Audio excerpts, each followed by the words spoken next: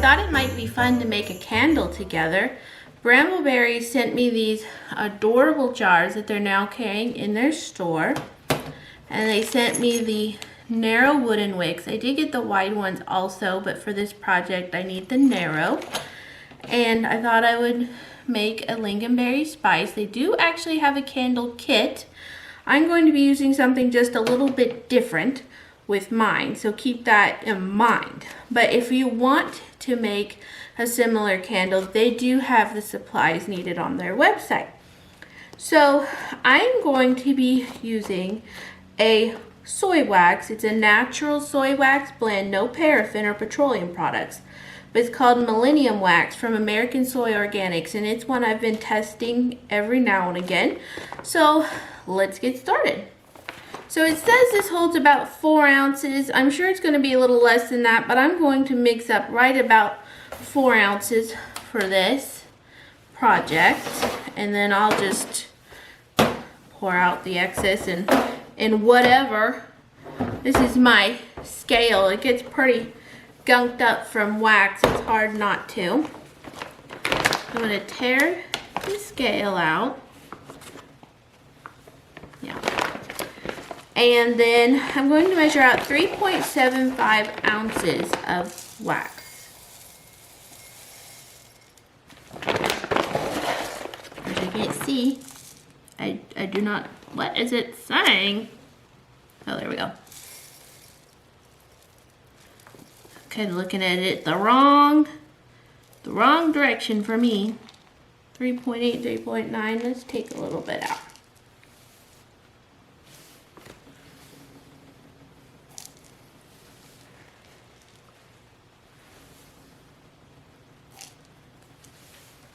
There we go, 3.7, we'll call that good.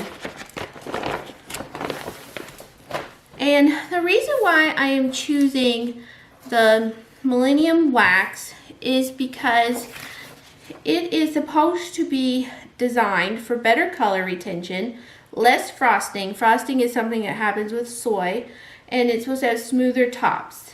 It is a natural soy wax blend with all natural botanical waxes that produce an excellent finished product that's the most stable of any container soy wax on the market. So, you know, we'll see about that. It says it's great for businesses that ship or haul products in hot or cold climate. It needs no additives, and you do not have to preheat your jars. So I need to heat this wax to 160 degrees. I am going to use the microwave, and I'm just going to do it in short increments until I get it to 160 degrees. So meanwhile, I'm going to weigh out my fragrance. I can use about 6.5 to 7%, and that is going to end up being about 0.25 ounces. So what did I decide on grams? All right, so that's 7 grams. So I think what I'm going to do is measure this out in grams, because that can sometimes be a little bit easier when you're dealing with 0.25. So let's see here.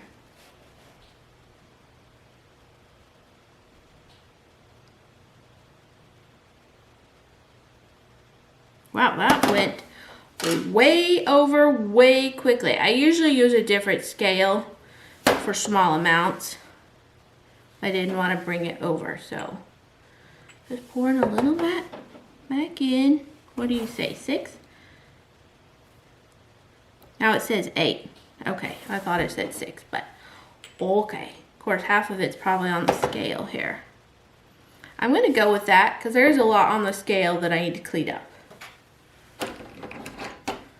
Alright, so the next thing I want to do is prepare the jar.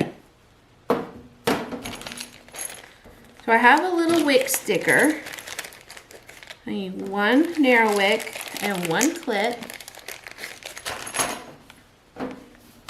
And you just push it in between those little, I don't know what you call it. Anyway, push your wick through there. Ooh, that is, whoops, that's a little tighter wick clip that I'm used to. Nice. That'll hold everybody nice and snug. It looks pretty straight too. I like it. Sometimes they can move around, so I like how tight that clip is. It's holding it nice and strong. So you just peel off one side of the Wick sticker and stick it on to the bottom of the clip. And sometimes I like to put my finger on where I think the middle's gonna be so that I can line it up. I'm one of those people that really need a Wick placement tool. I'm pretty sad on eyeballing such things. It doesn't even look remotely, it doesn't look even remotely straight to me. So I'm gonna redo it. These other candle makers out there, and their wicks are like all over the place, and I've decided that maybe I'm just much too particular is all. It looks straight to me. It looks pretty centered. I'm gonna go with it, I think.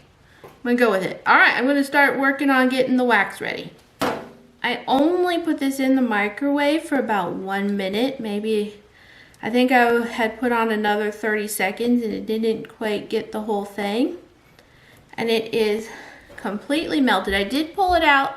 There was a smidgen not melted, but in the time I got my camera started, it melted all the way. It's 170 degrees, so I went a little bit warmer than I was supposed to. I have actually two different directions. This one says heat to 160, add color and fragrance, stir while cooling to 115 and pour. Another website says 160, heat wax to 160, let cool to 140, then stir in the color and fragrance, and then cool to 115 degrees before pouring. So I'm gonna have to wait a little bit. This is gonna wanna hold for a few. So now we wait to get it down. Like I said, I'm up to 170, so I actually have to wait for it to cool down 30 degrees. All right, so this is at almost 140 degrees. The fragrance is going to shock it a little bit. Your room is going to affect it. I have a 66 degree room right at this moment. I'm about to grab the wick to stir. Okay, so I'm going to add in the fragrance oil. And it says just to be very gentle on stirring so as not to incorporate air bubbles. And then we gotta let this cool to 115 degrees. Nothing specifically says to stir it for any length of time, but I thought that a minute or 2 minutes would still be a good thing. Every wax is going to have different directions, different fragrance ability, load abilities, different temperatures, different rules about whether you need to heat your jar up or such. So not all wax is created equally, so it's something to be very in tune to when you're looking at purchasing a wax, that you're paying attention to what their directions are. You can't just treat like a wax melt wax the same as a container wax, etc. Alright, so it's 115 degrees. It's been about another 10 minutes, maybe. Now, I was going to show you, I do have a little tool here. I do not know what this guy does, but he's a convenient little guy. And it does fit, so I can, I'm going to go ahead and cut this amount off. I probably am going to need to cut off more, but we'll do that. I really only want to fill it up to this, kind of this edge here. All right, so here we go. Just pour it slow and gentle. Don't want to create any air bubbles.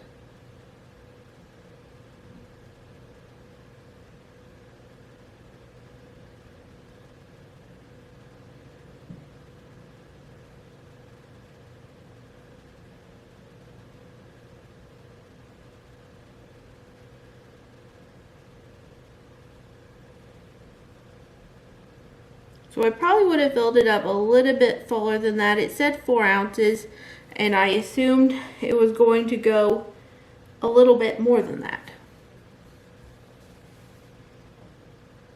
for capacity. So that's fine though. We're just testing candles here. Alright, so I'm going to let this solidify, and I will probably wait a couple of weeks before I burn it. So it's going to be a while.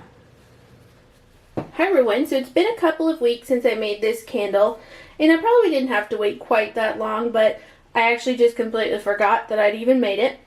So the top did get a little bit mottled, and what I did was before it had cooled completely, I kind of poked it with a skewer, and then I used my heat gun to fill it in. I did get wet spots. That shows where you see how it's come away from the glass.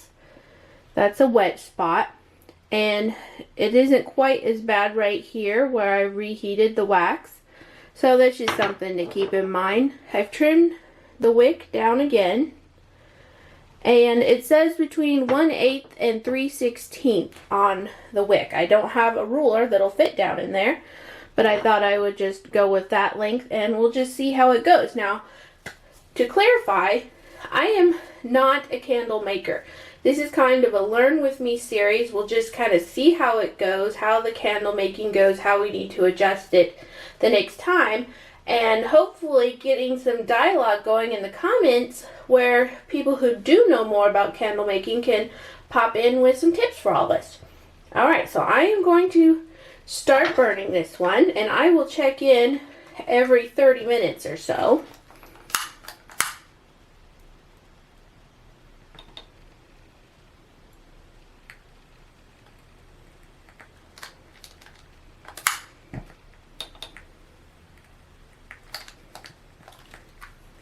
And we'll see how it goes.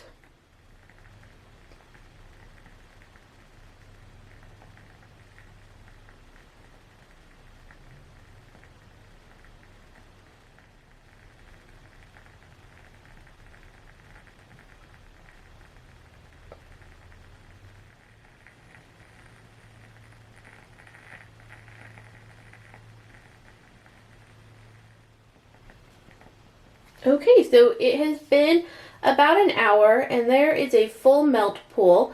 I read on the Candle Science website that a full melt pool is expected in 1 to 2 hours, and it looks pretty good right now, but the flame is starting to dance around a bit, and I'm not sure how much longer I would want to keep this one lit. So my thoughts as an amateur is I probably need to go down with a little bit smaller wick, but I am totally open to suggestion by those who might want to leave it for the rest of us. Candles can be a bit tricky. Every wax is different. You have to pour at right temperatures, right wicks, and then you have to test all the way down, and then you do a second one and kind of power burn it. That's what I've heard. So there's a lot to candles, and it's not a simple thing. I have found it to be not simple at all. But as far as this setup, as it seems fairly described by the Brambleberry website, even though I am using a different wax which will affect everything. I'm using the same container, the same wick, the same fragrance, and a soy wax. So, anywho's it's, the brill test is going to be how it burns all the way down, and then as I said, a subsequent burn, like in a power burn. So there's just a lot to it. But if you're just wanting to make a little candle that is semi-successful and you're going to keep a good eye on it, I think this is a pretty good bet.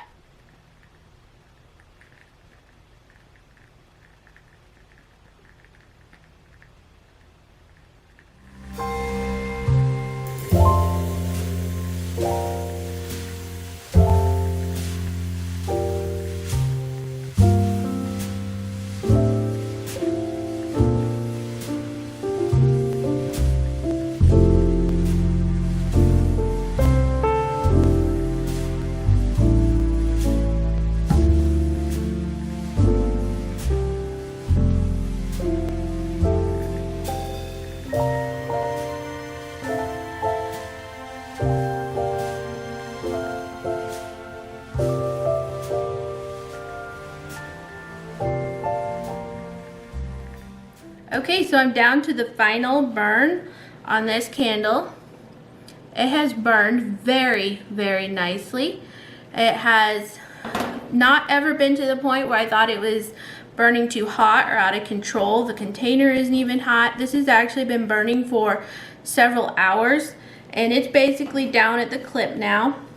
And I could typically get a 1.5 to 2 hours burn time to get a really nice melt pull. It did burn a little bit slower the further down, or it took longer to get to the edges. I assume it's just a little bit wider down here at the base. So all in all, I thought that this was just an excellent candle. You can see not much left down in there. And there is a little bit on this edge, but we're down at the clip. So, you know, most of that is down below the clip. And so that's just not going to be burnable, meltable. So there you have it.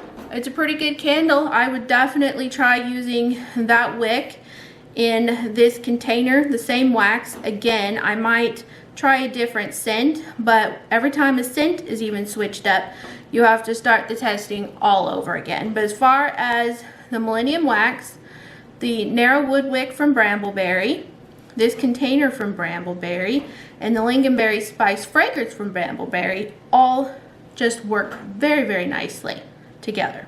It was great. It was super.